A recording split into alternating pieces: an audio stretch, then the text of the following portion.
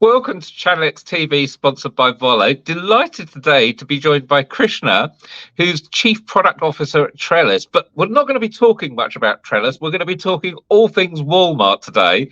So welcome, Krishna. How are you? Thank you, Chris. I'm doing very well, and thanks for the opportunity to speak about Walmart and how we can help brands grow. So just to put it in context, tell us just a brief couple of sentences about Trellis, what you do there, and why Trellis are experts in Walmart. Trellis is a merchandising optimization company, and what that really means is we help brands understand how they can grow on marketplaces like Walmart and Amazon by really pulling four levers of growth: advertising, content, pricing, and promotion. We've been doing that for over 4+ years now with 300 plus brands on our platform. And in the process, we've really learned a lot about what it takes for brands to profitably grow on Amazon and Walmart. So I'd like to come back to each of those points in turn.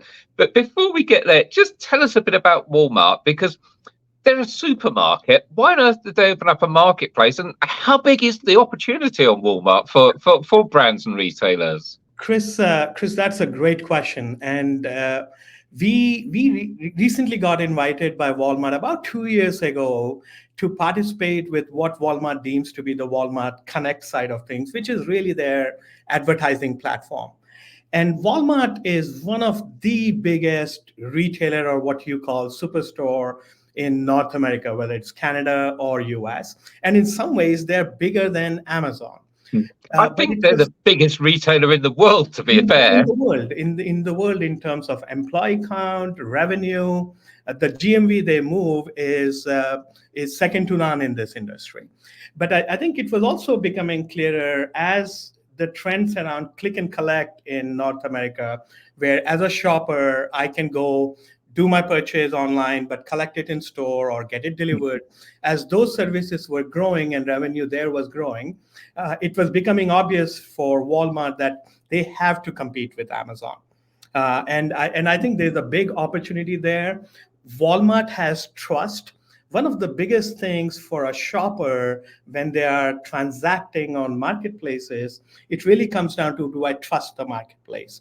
I think Walmart has that because of their footprint on the retail or superstore side of things. And the opportunity is obvious. We are seeing a lot of brands succeed on Walmart. There's still an early mover advantage that new sellers can have on Walmart, and we encourage people to at least consider it. So it's pretty obvious why you should sell on Walmart then. But what I really want to know is the things I don't know about Walmart, and especially from the perspective of UK and European sellers. Is it as easy as selling on Amazon? What's the biggest difference with Walmart? I think that's a good question, Chris. If you think about Amazon, about 40% of the top sellers on a marketplace like Amazon are from either China or UK. Then they're US sellers, but based in UK, Europe, China, and all kind of geographies for that matter. On the Walmart side, we see a bit less of that. That doesn't, if you're selling on, if you have an entity registered in US or in Canada, I think you're well, and you're selling on Amazon, then you're well positioned to also sell on Walmart. Walmart, just like Amazon, Walmart supports both fulfillment methods. You can fulfill through Walmart, and you can fulfill yourself as a seller, as long as you have the infrastructure or the right relationship with 3PLs in this industry. So if you are based in UK, you already have a relationship with a 3PL to sell into Amazon. Extending that to Walmart should not be too difficult. And obviously, if you're using Amazon FBA, then fulfillment by Walmart is a pretty obvious next step. It's a pretty obvious thing to do. Now, there are cost advantages of doing that versus fulfilling yourself, but there are implications to what Walmart calls its pro badge. If you want to achieve those pro badges, it helps to have Walmart fulfill for you. And that's a bit, I guess, like qualifying for the Prime badge on Amazon. That's it. That's exactly it. It's one of those things you've just got to do. And I'm assuming to sell on Walmart, and tell me if I'm wrong, that the stock when you list it actually has to be in the US, fulfilling from the US. You can't really fulfill from the UK.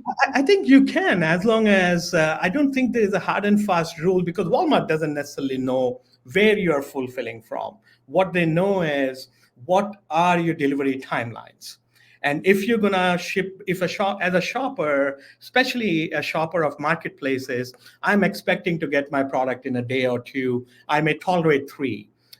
If you can meet those requirements, and you don't have additional custom clearances and other cost associated with it, I think you can, in principle, ship from anywhere. Yeah, I think it would be very difficult. I think realistically, it's you use a local 3PL or use fulfillment by Walmart. That's what we would encourage is find yourself a good 3PL partner. Odds are you already have one if you're selling on Amazon. Now, I do want to get into the kind of the content generation on Walmart and their expectations. But just before we touch on that, what type of products are going to do well on Walmart? And are there products that are just like really forget it if you're in that category? Very, very good question, Chris. And I think, funny enough, it's not the type of product that really we find. Walmart has a very wide spectrum of categories that brands can succeed in. What we find is it's more price segmentation that's more important on Walmart. If you are selling products that are on the higher tier or deemed to be more luxury products, that's not something we are seeing succeed on Walmart. Whereas if you are mid-tier to affordable product lines, we find those do extremely well on Walmart, as good as they do on Amazon. So not necessarily luxury, but the mid tier or the very well priced products are where you're going to win. Correct. And we have seen some very interesting techniques being used by brands. I'll give you an example of a furniture brand that typically serves the luxury market, but they create a separate brand to cater to the Walmart buyer. So there's some very interesting techniques one can use to figure out what the right product to sell on Walmart is. And I think especially for merchants who are not US based and have got to invest in getting their stock there, it makes sense to speak to someone like you before you ship your stock over and make sure you have got the right sort of price profile. We may be able to guide for sure. Now, let's talk about content. Now, we all know the sort of industry standard, which is a high quality pictures on a white background. A good description, a good title, but what are the real content requirements we need to know about for Walmart? I'm thinking of everything from, do they have title formats? Do they have description formats? What are their picture requirements? Is it white background, or do they also want lifestyle pictures? What can we expect, and how much of my existing sort of back-end infrastructure content management can I use from Amazon, eBay, other marketplaces to power my Walmart listings? Do I need to do a lot of work, or can I use what I've already got? I think that's another good one, Chris. It's very, very similar, but subtly different. I think for most part, when we see brands onboarding on Walmart, we see them start at their Amazon or eBay or their own direct-to-consumer stores. They try to bring content over from there. I think good practices of Amazon equally apply to Walmart. 6 images with lifestyle, videos, 1 or 2 videos if you can. All those things apply. And I think to a certain degree, that's not a function of whether you're on Amazon or Walmart. It's a function of shoppers people don't read as much anymore, right? People quickly look at a title or one hero image and come to your listing. Now you are having to sell them through pictures, whether they want to buy this product or not. Then comes pricing and promotions and whatnot. So for most part, I think as a brand, I would suggest that you think of your shopper, not the marketplace. That's number one. Number two, the title is one place where Walmart is slightly different. On Amazon, you have up to 150 characters that you need to. People do all kind of tricks around keyword stuffing and whatnot. Walmart, the first 60 characters are very important. The first 60 characters of your title are very important. That's for their advertising engine, that's for their SEO drives off. So we would recommend that if you were to take your content from a platform like Amazon or eBay, make sure that you are at least shrinking it a bit in the 60 to 70 character range with emphasis on the first 60 characters. After that, in terms of your catalog itself, I would think about designing or architecturing your parent-child relationship a bit more thoughtfully, because on Walmart, when everything connects, you put your listing up, then you're utilizing that listing to run advertising, and it can get pretty involved in terms of what you're advertising, and it's going to come back to how you set up your listing in the first place. So I think about your listing a bit more critically. So don't, if you are selling a rug with 10 different sizes and 20 different colors, don't create 200 listings, right? Create one thoughtful listing, Yeah. or maybe two based on design similarities and whatnot.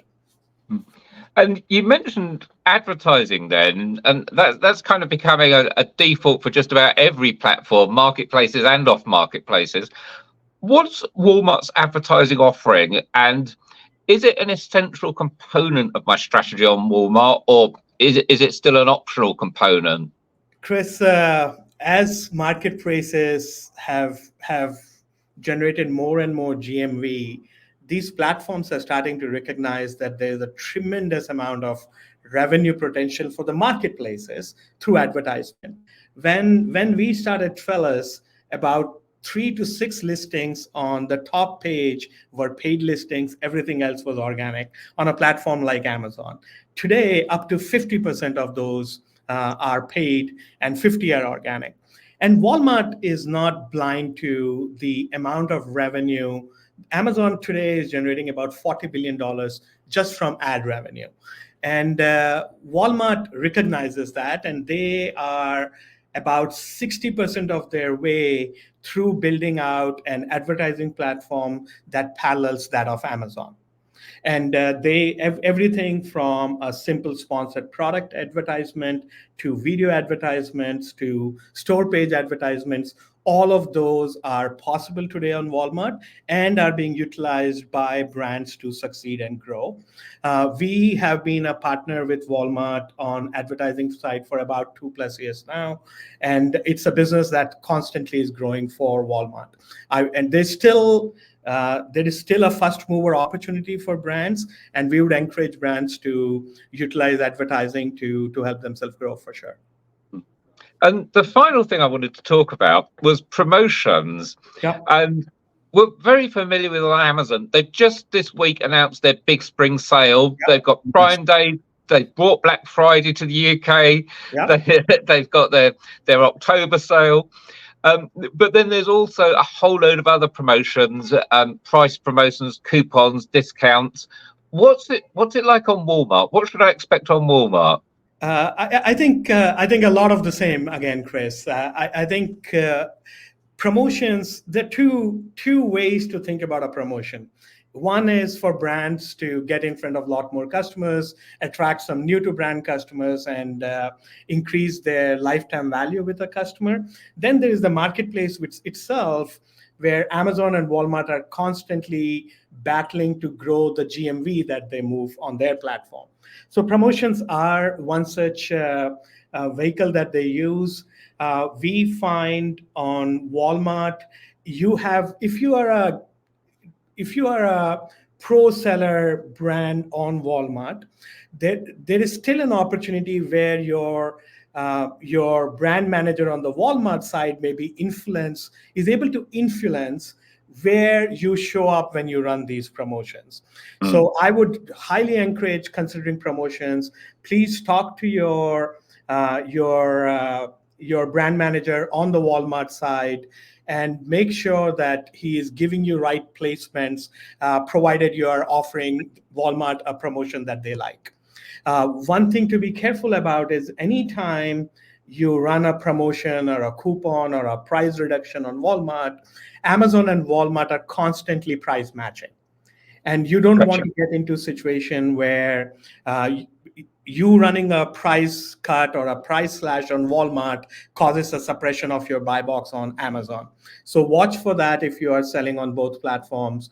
But promotions are a very valid way to move GMV on these platforms. So we've talked about quite a lot today, but the one thing we've not touched on that I know people are going to want to know about is onboarding on Walmart. Yeah. So I'm here in the UK, but I could be in Europe, I could be in China, potentially I could even be in the US. How do I get started? What are my first steps? And I'm not talking about the basics of, I need to open an account, but how do I form my strategy for my Walmart launch? I think good question, Chris. I think maybe without going into the basics, as you said, I think I would start by trying to rationalize my catalog first and foremost. You want to make sure that the catalog that you want to showcase on Walmart is priced for the Walmart shopper. And from there, you are trying to rationalize how many parent listings or twisters are you going to showcase on Walmart. We have customers who have thousands and thousands of SKUs, but how are you going to structure that as your twister, or what's the parent-child relationship? Once you have that rationalized, then implementing that on Walmart is not any more easy or difficult than doing it on Amazon. And from there on, now you go to what is your merchandising strategy? How are you going to advertise? What type of promotions are you going to run? And you get down that journey. So, Krishna, I want to thank you so much for your time today. That's a real good brief on the Walmart marketplace. But for people that want to find out more, how do they get hold of you? Is it email? Should they contact you on LinkedIn? Do they go to the Trellis website? What's the best way of finding out more? Email to me is fine, Chris, and www.gotrellis.com. That's where you can find us. We are happy to help out in any which way we can. Thank you so much for your time, Krishna. Thank you, Chris.